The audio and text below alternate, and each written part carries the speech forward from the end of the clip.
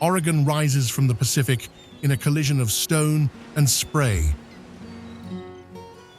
carving a coastline that defies imagination. But beneath the mist and the pine, the earth shifts into something entirely different. From painted volcanic hills to silent shifting dunes, this state hides what might be the most alien landscape in America. Larger than the United Kingdom, yet defined by its silence, Oregon stretches from rainforests where sunlight barely reaches the floor to high desert plateaus that shimmer in the heat. Here, the earth tells a violent story. Rivers have cut gorges deeper than the Grand Canyon, and volcanoes that once erupted with cataclysmic force now cradle lakes so pure their blue defies photography. From lighthouses clinging to the edge of the continent to mountain peaks wrapped in glaciers that refuse to melt, Oregon exists as a geological record written in water, fire, and time. This is the Pacific Northwest at its most unfiltered.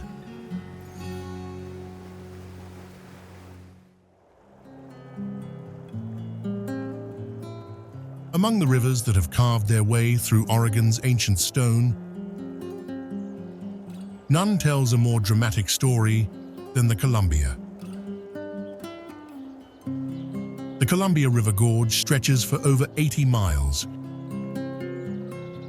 cutting through the Cascade Range with walls that rise nearly 4,000 feet. Water and wind have shaped this canyon over millions of years. The result is a corridor of cliffs, forests, and waterfalls unlike anywhere else on the continent.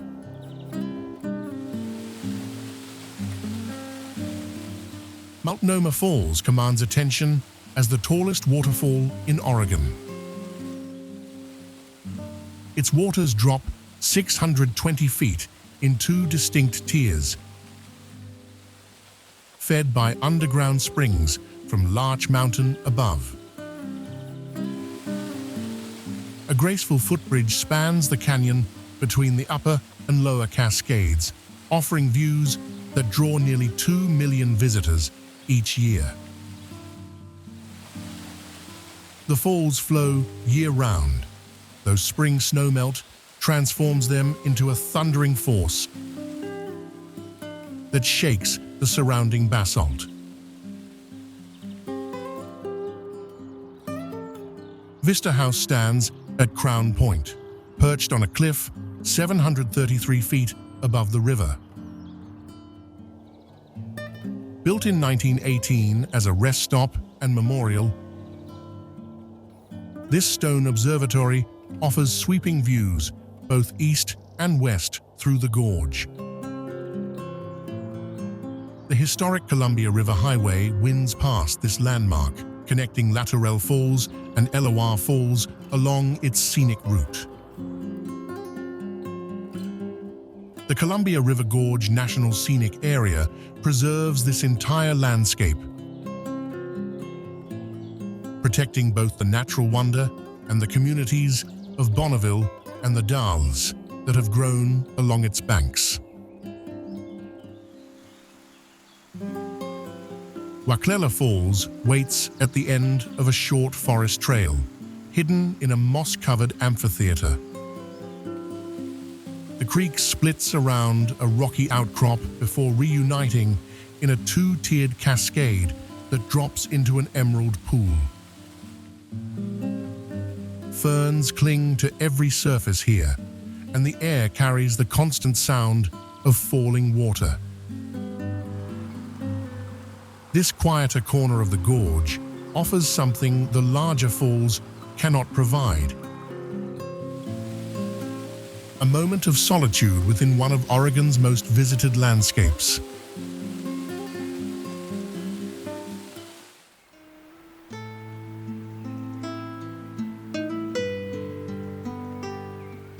East of the coastline, beyond the river gorges, and into the spine of the Cascades, the landscape transforms once more.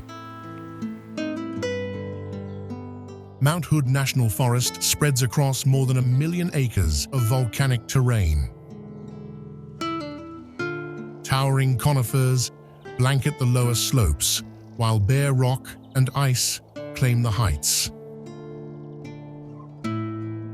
This is Oregon's Alpine Heart, where the state's tallest peak stands watch over everything below.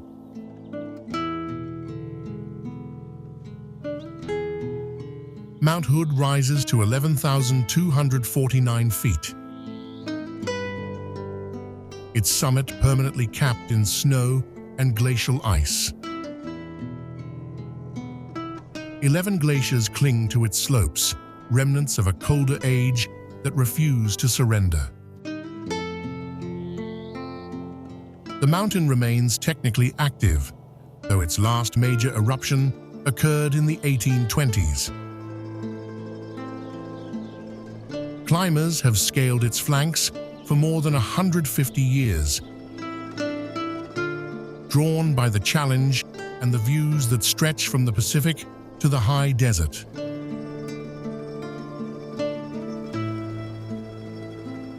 Timberline Lodge sits at 6,000 feet on the mountain's south face. Built during the Great Depression by workers from the Works Progress Administration, every beam and stone was placed by hand. The massive wooden structure features handcrafted furniture,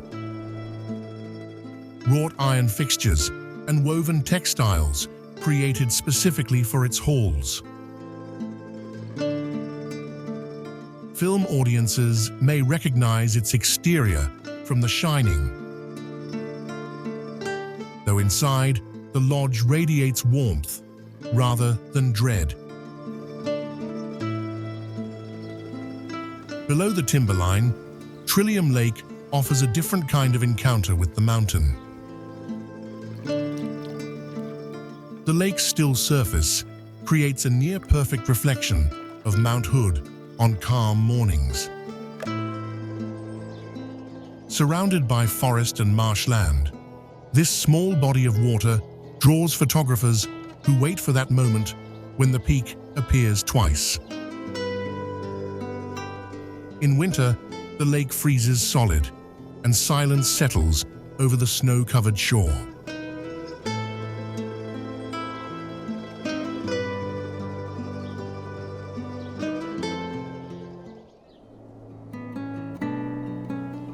Descending from the volcanic heights, the forest grows thick with secrets.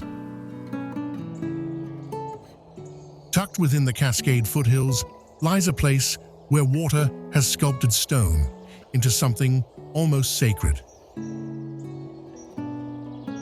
Silver Falls State Park spreads across 9,000 acres of old-growth forest and holding more waterfalls than any other Oregon park. A single trail passes behind 10 of them, letting visitors stand where mist meets rock. This is where the state's violent geology transforms into something gentle.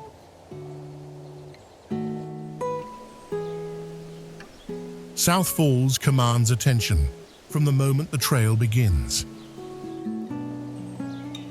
Water plunges 177 feet over a basalt cliff, crashing into a pool that sends spray across the canyon.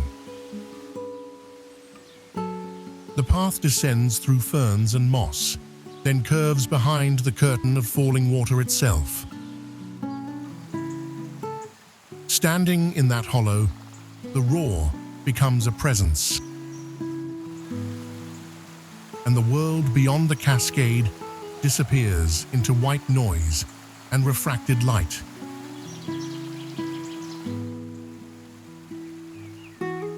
North Falls answers with its own spectacle a few miles down the canyon. Here, the water drops 136 feet into a grotto carved by centuries of erosion. The trail again passes behind the falls, through a cavern where basalt columns line the walls like organ pipes. Afternoon light filters through the spray, casting rainbows that shift with the wind. Between these two giants, the forest holds its breath, waiting for those willing to walk the distance.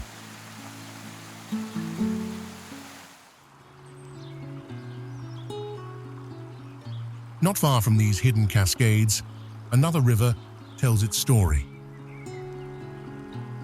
Where volcanic forces once tore through the Cascade Range, water now takes a gentler path to the sea. Sahalie Falls thunders into view with a force that shakes the forest floor. The Mackenzie River plunges over 100 feet here, crashing against basalt walls, blackened by ancient lava flows. Mist rises through old-growth Douglas firs, coating every surface in a permanent dampness that feeds moss and fern alike.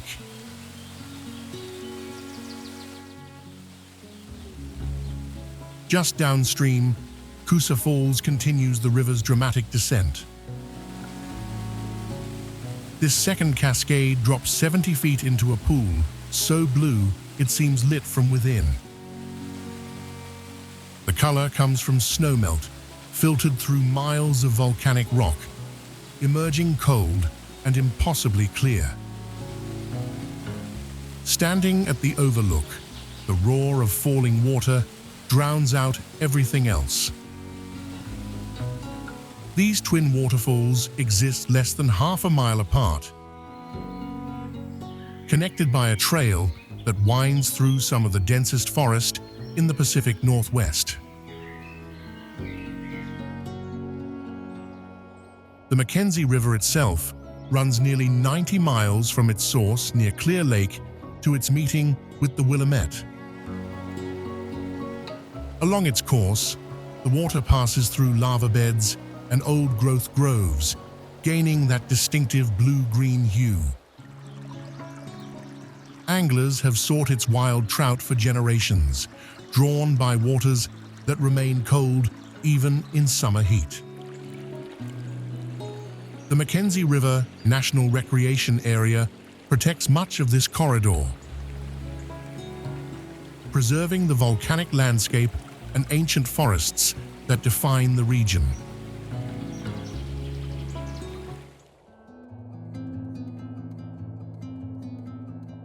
That volcanic fury left its mark most dramatically in the high desert, where Smith Rock State Park rises from the sagebrush like a cathedral of stone. Towering walls of welded tuff climb 300 feet above the canyon floor. These cliffs formed millions of years ago when volcanic ash fused under intense heat and pressure. Today they draw climbers from every corner of the world, their roots etched into rock that glows orange and gold at sunset.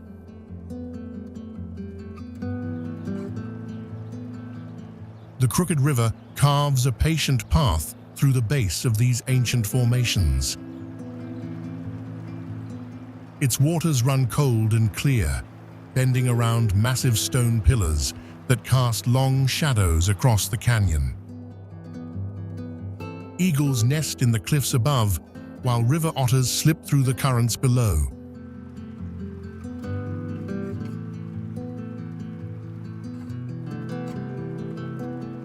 The river has spent countless centuries slowly widening this gorge, revealing layer after layer of geological time in the exposed canyon walls. Further south, the Newberry Crater National Volcanic Monument preserves a landscape shaped by fire rather than water. This massive shield volcano last erupted roughly 1,300 years ago, leaving behind a caldera that stretches across 500 square miles. Two lakes now fill portions of the crater floor, their surfaces reflecting the forested rim above. Nearby, obsidian lava flows create fields of volcanic glass that shimmer like black mirrors under the high desert sun. The region surrounding Bend offers trails like Phil's Trail that wind through ponderosa pine forests scarred by ancient eruptions. Hikers and mountain bikers pass lava formations softened by time and blanketed in pine needles. The air carries the dry scent of juniper and sage, a reminder that this landscape exists in the rain shadow of the Cascades. Here, the desert and the volcano meet, creating terrain found nowhere else on the continent.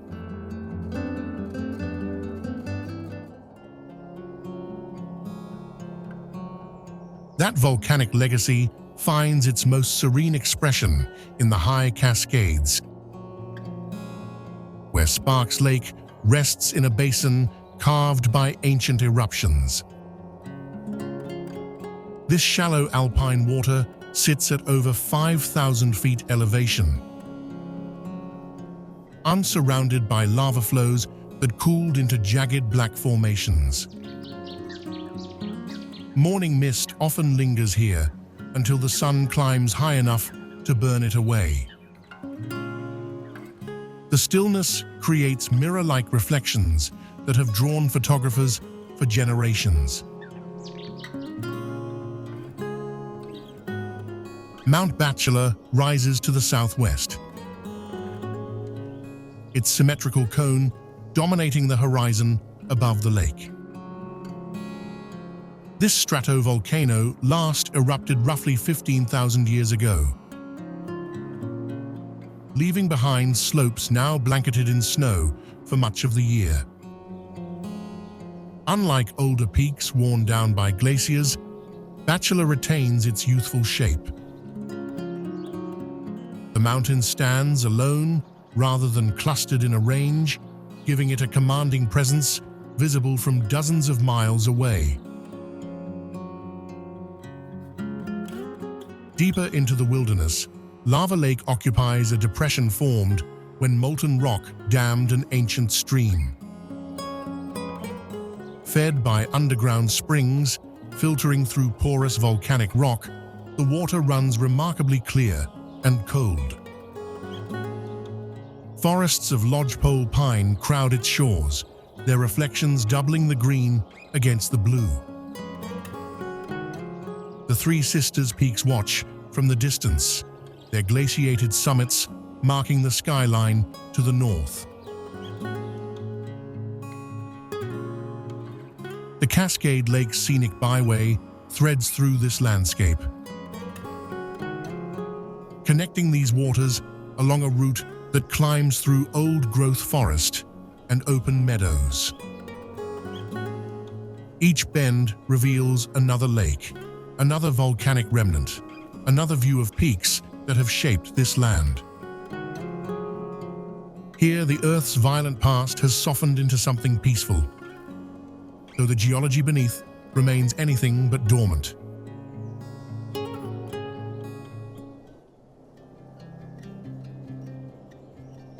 Just beyond these alpine waters, the high desert reveals its unexpected heart. Here, where the Cascade Range casts its rain shadow, sits the city of Bend.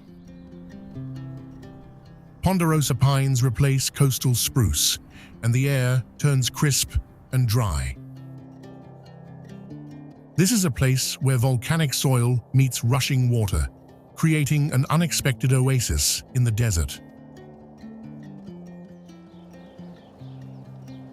The Deschutes River carves its path through the heart of this region with quiet persistence. Born from snowmelt and underground springs, its waters run cold and clear, even in summer heat. The river has shaped not just the land, but the entire character of Central Oregon. Kayakers and fly fishermen share its currents, while trails along its banks wind through forests of juniper and sage. At Mirror Pond, the water slows and reflects the sky like polished glass.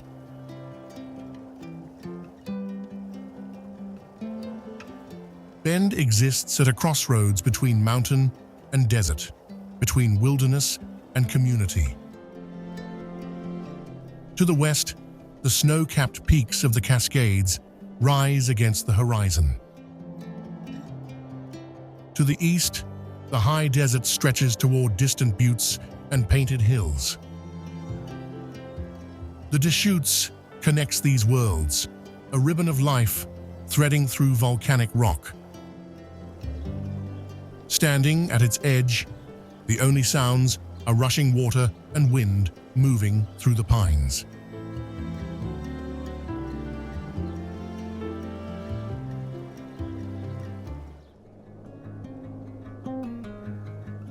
The Deschutes points the way east, toward landscapes stranger still. The painted hills rise from the valley floor like ancient brushstrokes frozen in stone.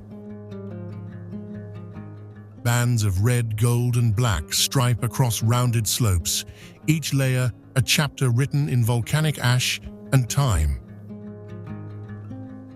This is geology stripped bare, a landscape that feels borrowed from another planet.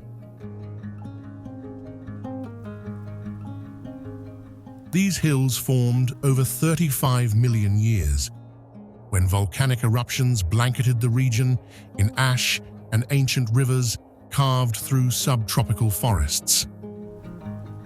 Minerals seeped into the soil, staining it in ways that shift with the light. Iron oxides paint the reds. Manganese darkens the black streaks. The golden yellows speak of periods when nothing grew, and the earth simply baked under an unforgiving sun. Walking the trails here feels like moving through a painting that breathes. Morning light softens the colors into pastels, while afternoon sun deepens them into something almost impossible.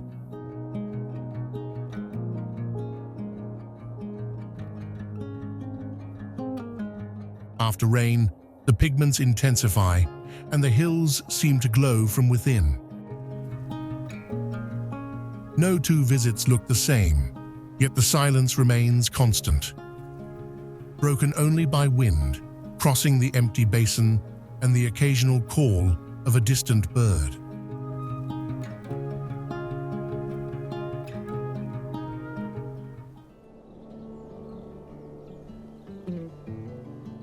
The painted earth gives way to something more severe at Oregon's far edge. Where Oregon's eastern edge meets Idaho, the earth drops away into something almost incomprehensible.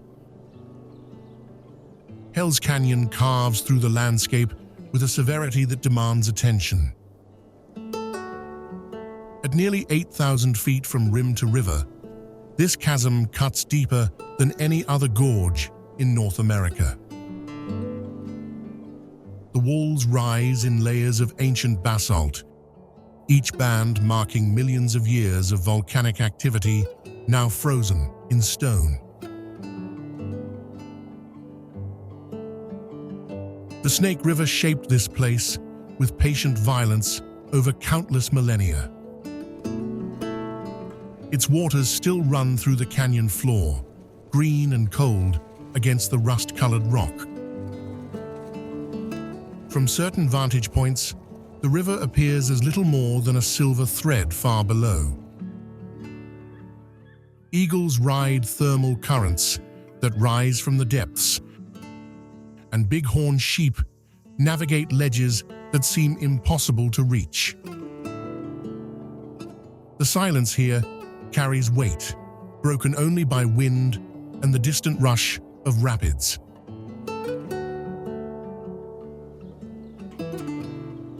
Few places in the American West remain this untouched by human presence. No major roads penetrate the canyon's heart, and the terrain resists casual visitation. Those who venture to the rim find themselves standing at the edge of geological time itself. The Seven Devils Mountains rise on the Idaho side, their jagged peaks standing guard over a wilderness that feels older than memory. Here, at this remote corner of Oregon, the planet reveals scars that predate human existence by epochs.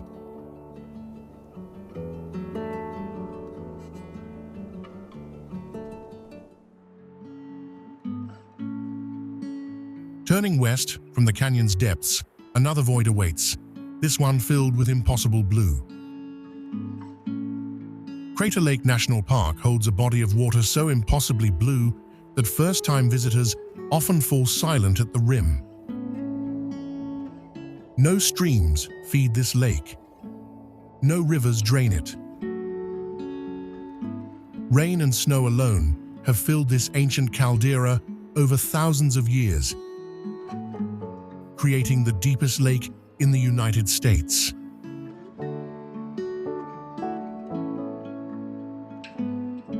Crater Lake itself drops nearly 2,000 feet into the earth.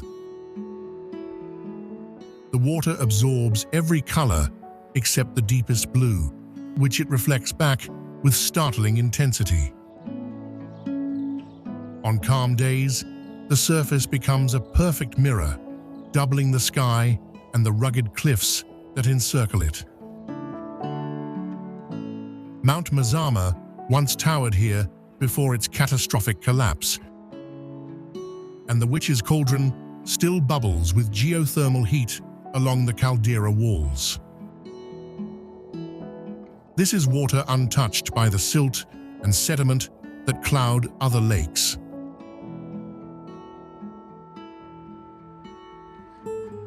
Rising from the western waters, Wizard Island breaks the surface like a small volcano within a volcano.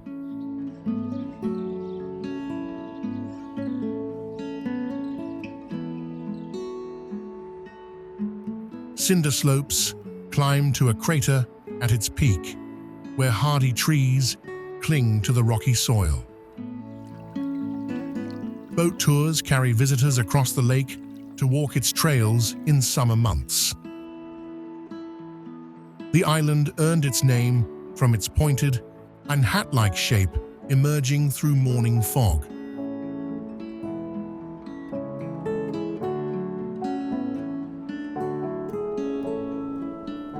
Perched on the southern rim, Crater Lake Lodge has welcomed travelers since 1915. The historic building offers views directly over the caldera from its great hall and stone veranda. Rocking chairs line the porch, where guests watch the lake shift through shades of blue as clouds pass overhead. The lodge stands as one of the few places where overnight visitors can fall asleep to the silence of this ancient volcanic basin.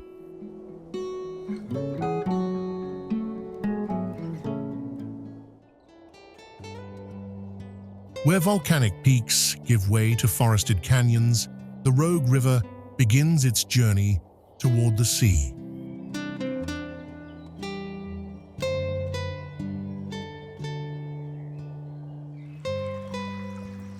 This waterway carves through southwestern Oregon with a force that has shaped the land for millennia. The river earned its name from early French trappers who found its rapids treacherous and its currents unpredictable. Today, those same wild waters draw visitors seeking the untamed heart of the Pacific Northwest. Tillamook Gorge stands as one of the river's most dramatic passages. Here, the Rogue squeezes through narrow volcanic walls, dropping through a series of churning cascades. The gorge takes its name from the Takelma people who lived along these banks for thousands of years before European contact. Moss clings to the dark basalt, while ancient conifers lean over the rushing water below. The sound of the river echoes off stone faces that have witnessed countless seasons pass in silence.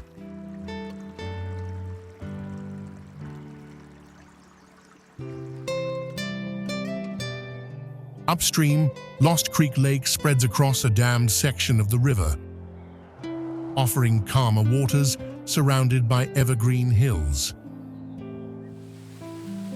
Nearby, Mill Creek Falls plunges 173 feet into a misty basin, one of the tallest waterfalls in southern Oregon. The Rogue River Corridor connects these scattered wonders into a single story of water and stone. From gentle lakes to thundering gorges, this river reveals Oregon at its most powerful and unpolished.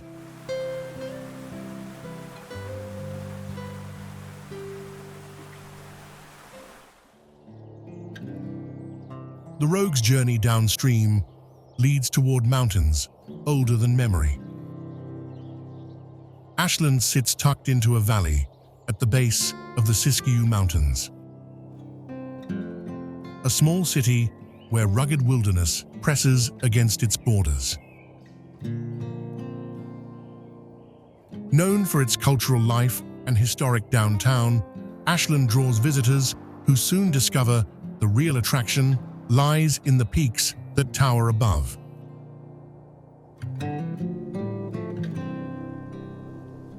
The Siskiyou Mountains form one of the most botanically diverse ranges in North America. These peaks rose from the collision of ancient volcanic islands with the continent millions of years ago. The result is a geological patchwork unlike anywhere else on the Pacific coast. Serpentine soils create harsh growing conditions that have produced species found nowhere else on Earth. Forests of mixed conifers blanket the slopes, transitioning from oak woodlands in the valleys to subalpine meadows near the summits. Hidden streams carve through granite and greenstone, feeding the Rogue River watershed below. The range serves as a biological bridge between the Cascade and Klamath Mountains, allowing species from both regions to mingle. Siskiyou Pass carries travelers through this wilderness, a route used for thousands of years by those crossing between the Great Valleys of Oregon and California.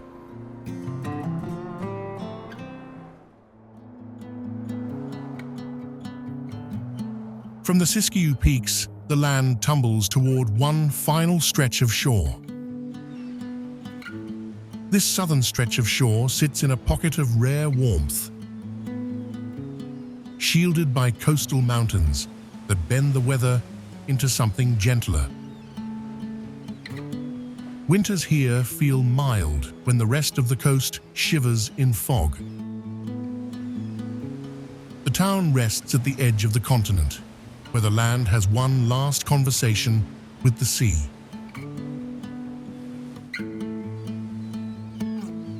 Harris Beach State Park spreads across this meeting point of stone and water. Sea stacks rise from the surf like monuments left behind by some ancient hand. Bird Island, the largest of these formations, hosts nesting seabirds that wheel and cry above the waves. Tide pools dot the rocky shore, holding small worlds of anemones and crabs.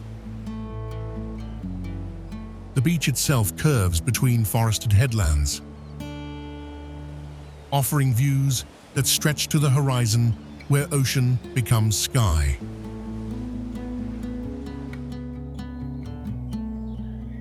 The Chetco River flows down from the Kalmiopsis wilderness, carrying water so clear you can count stones on the riverbed. This waterway cuts through some of the most remote terrain left in the lower 48 states.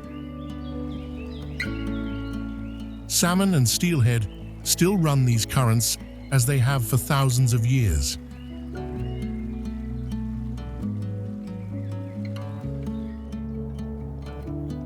The river meets the Pacific at the port of Brookings, where fishing boats head out each morning into waters rich with life.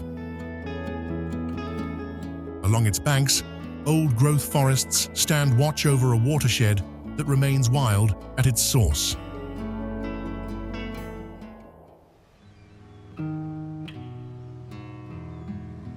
North along the coast, the sea stacks multiply. Where stone meets the Pacific with unyielding force, the southern Oregon coast reveals one of its most dramatic chapters.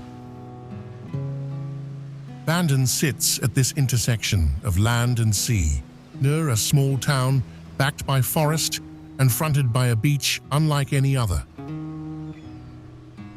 Here, the ocean has spent millennia sculpting a gallery of sea stacks that rise from the sand like ancient monuments.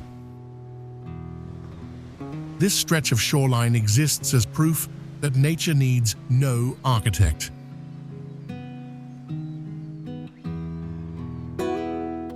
Bandon Beach spreads beneath these towering rock formations at low tide, revealing a landscape that shifts with every hour.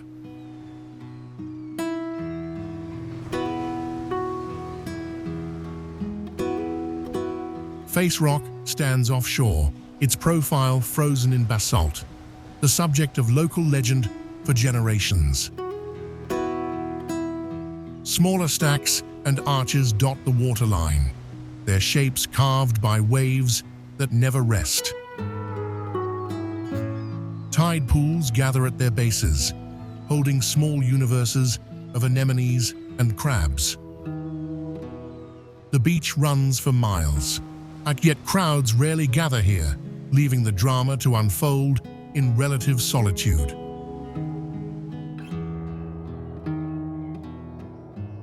Inland from the coast, Bandon Dunes Golf Resort occupies a stretch of wild terrain that feels more Scottish Highlands than Pacific Northwest.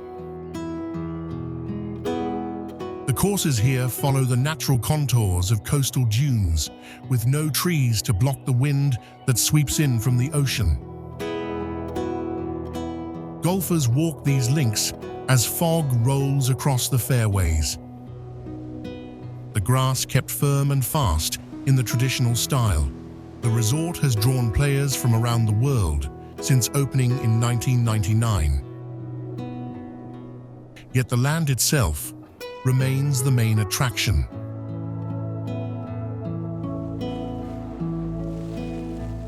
The Coquille River Lighthouse stands at the mouth of its namesake waterway,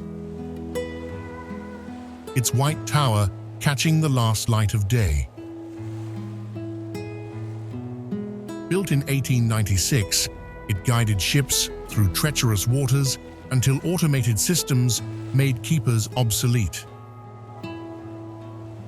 The structure now serves as a museum, its lantern room offering views across the jetty and out to sea. The Coquille River flows quietly behind it,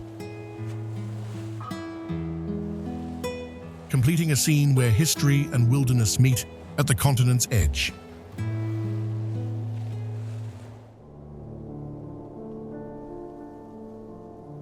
Beyond Bandon's stone sentinels, the coastline sheds its rock for something stranger. The Oregon dunes rise without warning, a vast sea of sand stretching 40 miles along the Pacific shore. This is the largest expanse of coastal dunes in North America. A landscape so foreign, it feels borrowed from another continent entirely.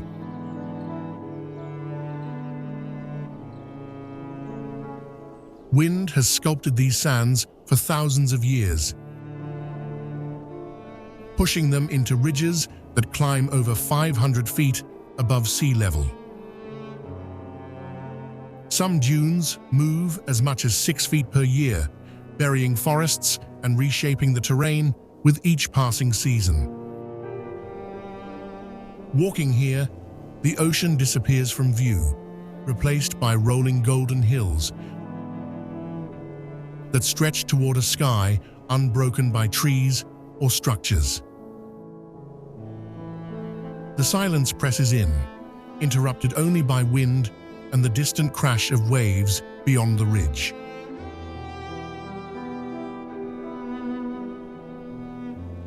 Between the towering sand masses, pockets of forest struggle to survive. Coastal pines emerge from valleys where moisture gathers, their roots anchoring what little stability exists. Freshwater lakes hide among the dunes, nor their surfaces still as glass, surrounded by shores that shift with every storm. This place inspired the desert planet Arrakis in Frank Herbert's imagination, and standing among its endless curves of sand, that connection feels immediate and undeniable.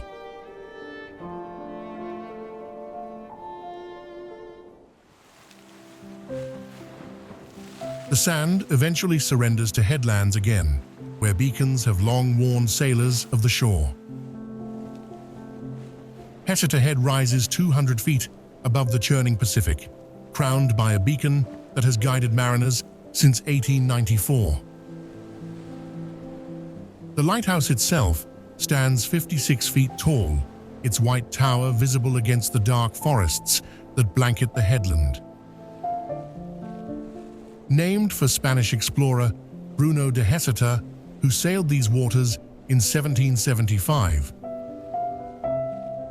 And this stretch of coastline remains one of the most photographed in the Pacific Northwest.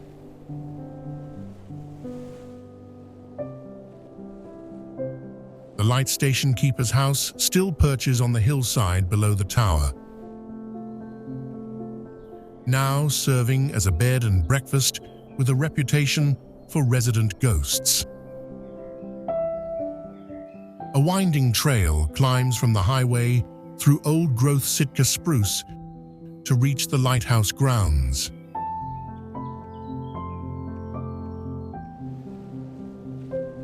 The beam itself reaches 21 miles out to sea, the strongest light on the Oregon coast. Cape Creek Road winds down to the shore below, passing Devil's Elbow and the sheltered waters of Cape Cove, where tide pools gather in volcanic rock.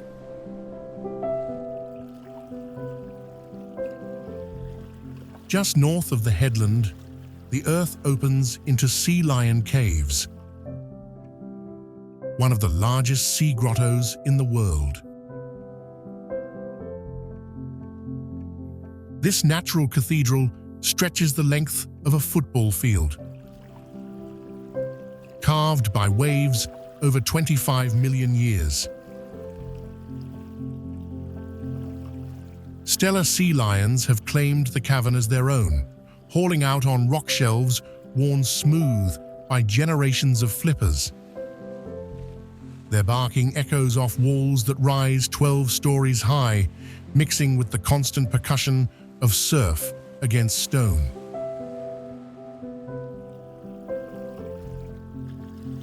An elevator drops 200 feet through solid rock to reach the main chamber, where observation windows frame the colony at rest.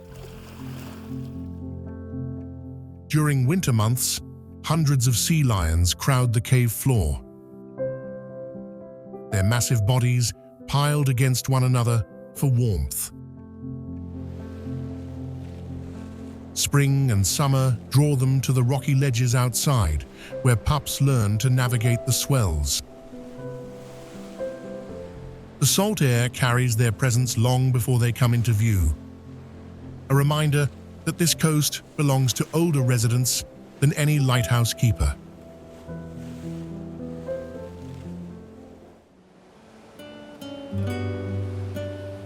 The lighthouse fades behind as the coast reveals yet another dramatic encounter.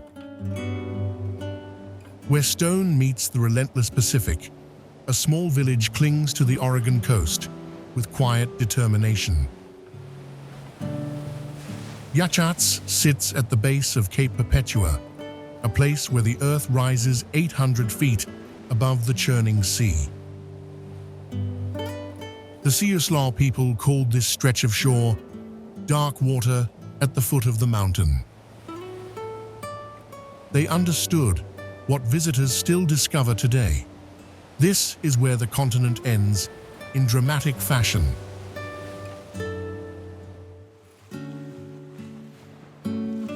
Cape Perpetua commands attention from every angle.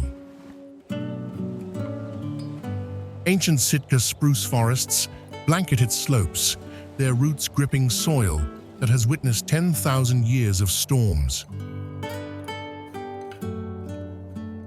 From the stone shelter at the summit, the view stretches 40 miles in each direction on clear days. Captain James Cook named this headland in 1778 when he sailed past on the feast day of St. Perpetua. The Cape has watched countless ships pass since then, indifferent to human timekeeping.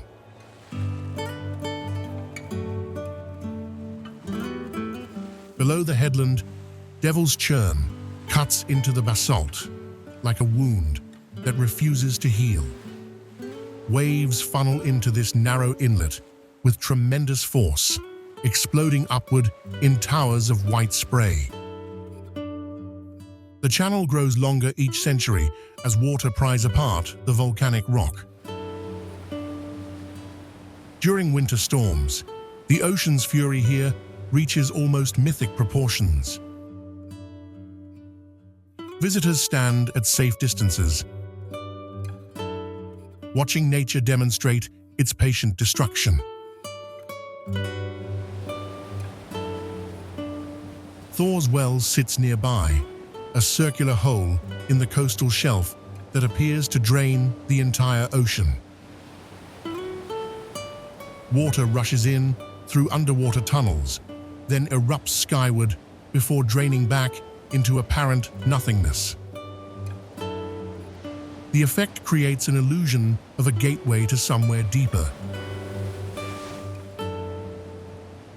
Photographers time their visits to catch the well at mid-tide when the drama peaks. Not far away, and the spouting horn adds its voice to this symphony of pressurized seawater and ancient stone.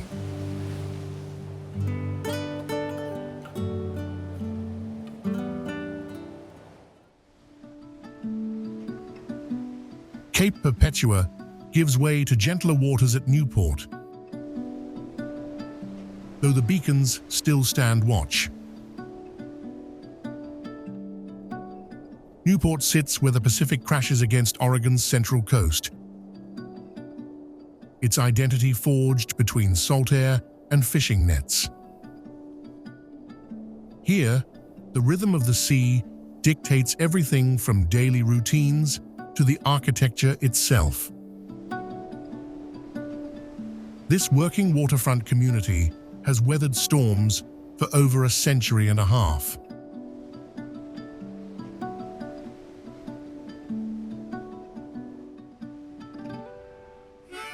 Yaquina Head Lighthouse stands as the tallest on the Oregon coast, rising 93 feet above the basalt cliffs. Built in 1873, its beacon has guided mariners through fog and darkness for more than 150 years. The tower's white exterior contrasts sharply against black volcanic rock formed by ancient lava flows meeting the sea. Visitors who climb the spiral staircase reach views stretching across tide pools, teeming with sea stars, anemones, and the occasional harbor seal hauled out on offshore rocks.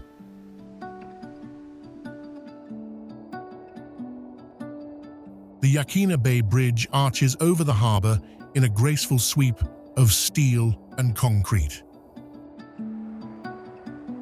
Completed in 1936, this Art Deco structure spans over 3,000 feet and remains one of the most photographed bridges on the entire Pacific coast.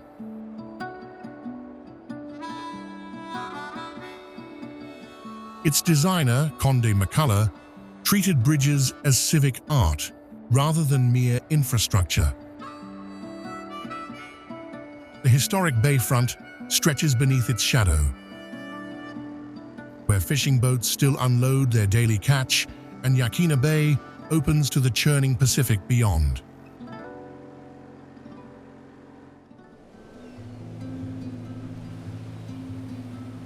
The coastline grows wilder still as we press northward. Where that violent geology meets the Pacific, the coastline reveals one of its most dramatic stages.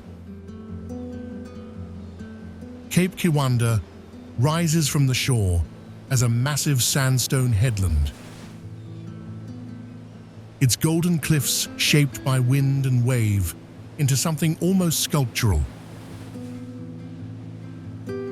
This natural cape juts into the ocean with raw defiance. Surfers gather below, where the swells break against sand, while hikers climb the dune that backs the formation to witness the collision of land and sea from above.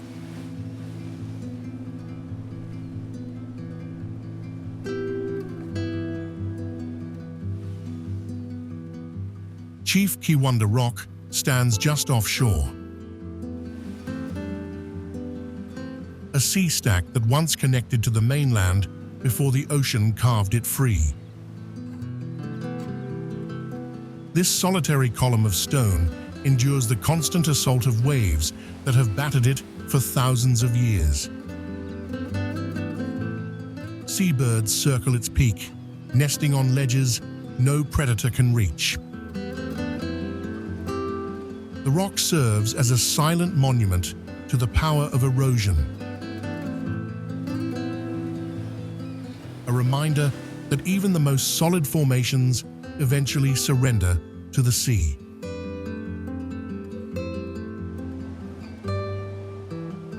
Further along the coast, Devil's Punch Bowl waits in a collapsed sea cave near Otter Rock.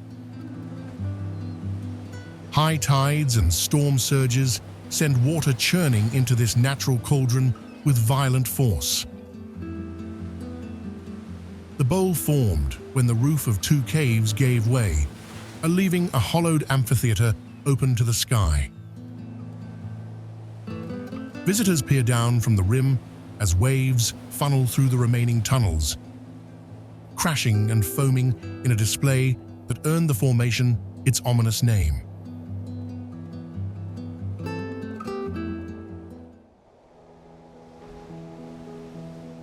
Past the sandstone cliffs, the coast softens into estuaries and quiet bays.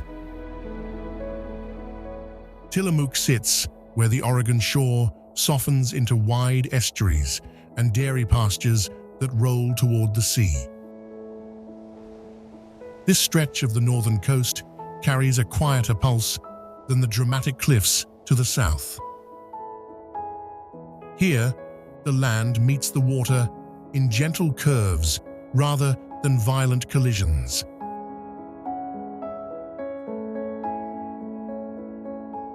Tillamook Bay opens like a silver mirror when the morning mist lifts from its surface.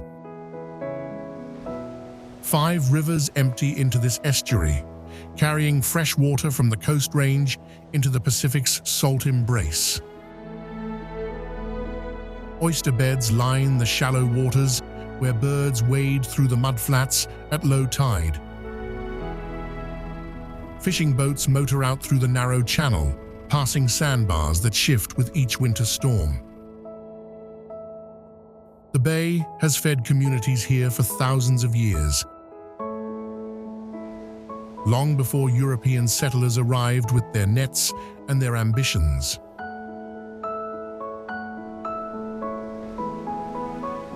A mile offshore, a basalt rock rises from the waves like a clenched fist. Tillamook Rock Lighthouse stands atop this isolated fortress, abandoned now, but still defiant against the sea. Workers spent over a year in the 1880s just preparing the rock before construction could begin. Storms during its operation would throw debris over 130 feet into the air, sometimes smashing the lantern room itself. The lighthouse keepers who lived there called it Terrible Tilly, a name that stuck long after the last light went dark in 1957.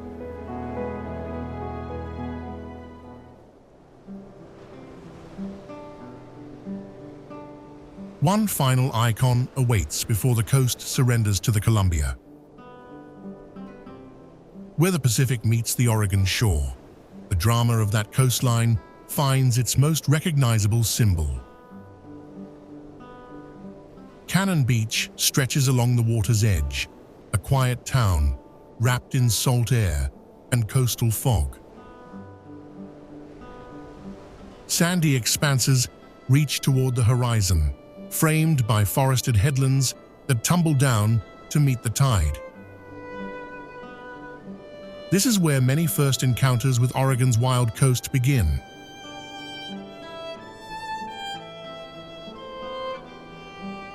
Haystack Rock rises from the sand like a monument left behind by ancient forces. Standing 235 feet tall,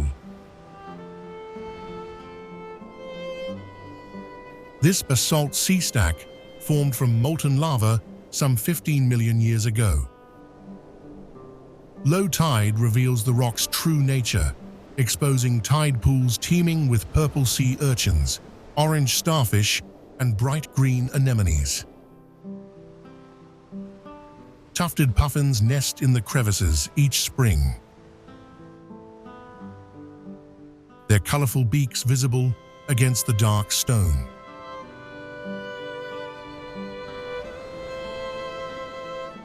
The rock stands as one of the most photographed landmarks on the entire Pacific coast.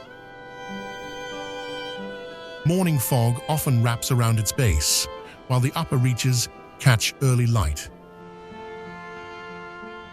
At sunset, the monolith becomes a silhouette against skies painted in shades of amber and violet.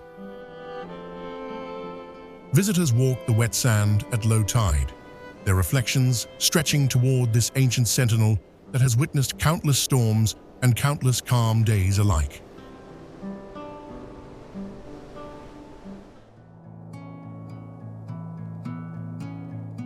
Before this coastal odyssey began, our journey started where rivers converge in Oregon's urban heart. Portland rises on both banks, a place where bridges stitch together neighborhoods as different as the terrain beyond. Here, an urban life flows alongside water that has shaped this valley for thousands of years.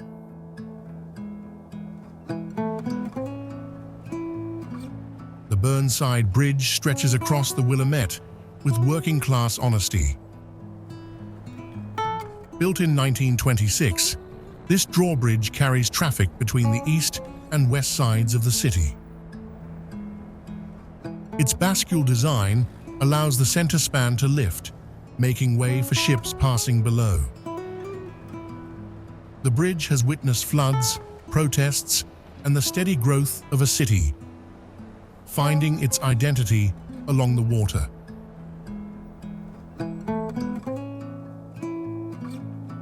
Further south, the Tillamook crossing stands as something rare in American infrastructure. Opened in 2015, this cable-stayed bridge bans private automobiles entirely. Only buses, streetcars, cyclists, and pedestrians may cross its span. The design reflects a city that has long experimented with how people move through urban space. At night, LED lights shift colors based on water temperature, river speed, and the phases of the moon. The Willamette River itself runs more than 180 miles from the Cascade Range to its meeting with the Columbia. Once heavily polluted by industry, decades of restoration have brought salmon back to these waters. Along the western bank, Tom McCall Waterfront Park offers a green corridor where the city opens itself to the river. From this vantage point, the bridges frame a skyline built between mountains and water.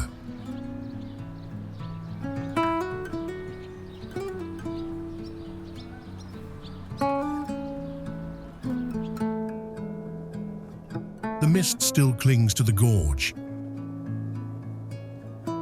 and the dunes still shift under winds that have blown since before memory. Oregon holds its secrets loosely, offering them to anyone willing to walk the trails. Stand at the rim or wait for the light to change. From the impossible blue of Crater Lake to the painted slopes east of the Cascades, from Haystack Rock, standing guard at Cannon Beach, to the thundering waters of Multnomah Falls, this state writes its story in stone, water, and time. Click on the video that's appearing now to continue your journey of the wonders of the world.